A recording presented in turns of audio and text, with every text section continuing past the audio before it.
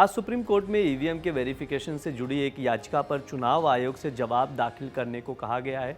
Association for democratic reform यानी ADR की इस याचिका में मांग की गई है कि सुप्रीम कोर्ट चुनाव आयोग को ईवीएम की बंट मेमोरी की जांच के लिए स्पष्ट प्रोटोकॉल बनाने को कहे।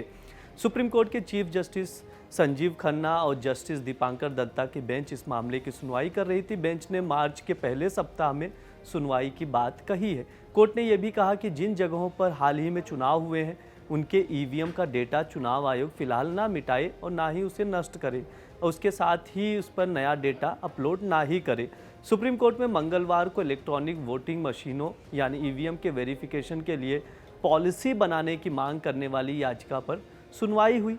सीजीआई यानी chief justice of India Sanjeev Khanna और जस्टिस दीपांकर दत्ता की बेंच ने चुनाव आयोग को निर्देश दिया कि सुनवाई की प्रक्रिया पूरी होने तक ईवीएम में कोई डेटा डिलीट ना करे, ना ही कोई डेटा रीलोड किया जाए। सीजीआई ने यह भी टिप्पणी की कि ये कोई विरोध की स्थिति नहीं है। अगर हारने वाले उम्मीदवार को कोई स्पष्टीकरण चाहिए तो इंजीनियर ये स्पष्ट कर सकता है कि कोई छेड़खानी नहीं हुई है। इलेक्शन कमीशन को अब सुप्रीम कोर्ट में ईवीएम की मेमोरी और माइक्रो कंट्रोलर डिलीट करने की पूरी प्रक्रिया की जानकारी देनी होगी। अगली सुनवाई आपको बता देते हैं कब होगी। 3 मार्च से शुरू होने वाले सप्ताह में सुनवाई होगी, ऐसा सुप्रीम कोर्ट ने कहा है। सुप्रीम कोर्ट में ये याचिका हरियाणा के पूर्व मंत्री करण सिंह दलाल, 5 बार के विधायक लखन कुमार सिंगला और एसोसिएशन फॉर डेमोक्रेटिक रिफॉर्म यानी एडीआर ने लगाई थी। उन्हें कोर्ट से ईवीएम की जांच के लिए मजबूत सिस्टम बनाने की मांग की गई थी। उन्होंने ये भी कहा कि चुनाव आयोग ईवीएम के 4 complaints control unit, ballot unit, VVPAT और सिंगल लोडिंग यूनिट के ओरिजिनल बन मेमोरीज और माइक्रो कंट्रोलर की जांच के लिए पॉलिसी बनाई जाए।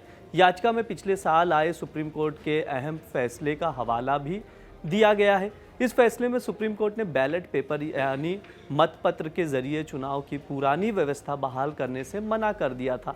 साथ ही वीवीपैट की सभी पर्चियों को गिनने की मांग को भी ठुकरा दिया था, लेकिन कोर्ट ने बेहतर पारदर्शिता के लिए चुनाव रिजल्ट घोषित होने के 1 सप्ताह के भीतर ईवीएम के बन मेमोरी की जांच की अनुमति दी थी।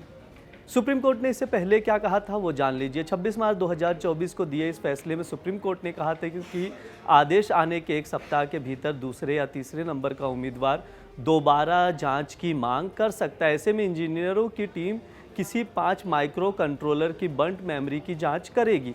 इस जांच का खर्च उम्मीदवार को उठाना होगा। अगर गड़बड़ी साबित हुई तो उम्मीदवार को पैसे वापस मिल जाएंगे। एडीआर की याचिका में क्या कहा गया था वो जान लीजिए। याचिका में कहा गया कि चुनाव आयोग के मौजूदा स्टैंडर्ड ऑपरेटिंग प्रोसीजर यानी एसओपी में ईवीएम की बेसिक जांच और मॉक पोल्स का भी निर्देश है। आयोग ने अब तक बंट मेमोरी की जांच को लेकर प्रोटोकॉल नहीं बनाया है।